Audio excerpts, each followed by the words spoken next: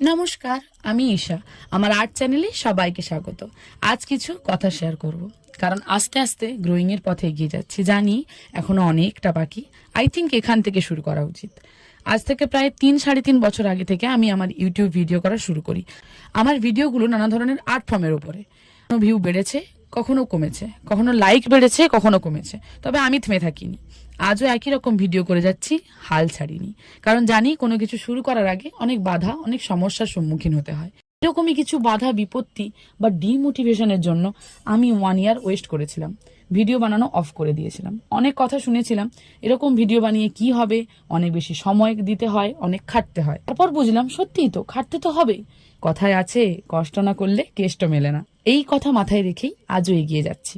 অনেক মোটিভেশন পেয়েছি নিজের কাজ নিয়ে, নিজেকে অনেক কিছুর দিক থেকে চেঞ্জ করেছি।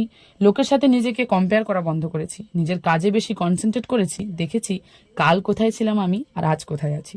বিশেষ করে thanks to all my subscribers, যারা আমাকে অল টাইম সাপোর্ট করে গেছে। তারা না থাকলে আমি এতটা মোটিভেশন পেতাম না এগিয়ে আসার।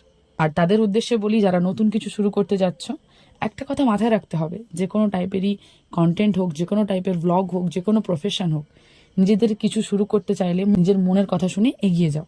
যে কাজটা করছো তাতে কনসেন্ট্রেট করো। অন্য কারো কথা শুনে নিজেকে লো ফিল করা বন্ধ করো। Work hard and believe in your work. দেখা হচ্ছে পরের কোনো ভিডিওতে। সবাই ভালো থাকবেন। টাটা।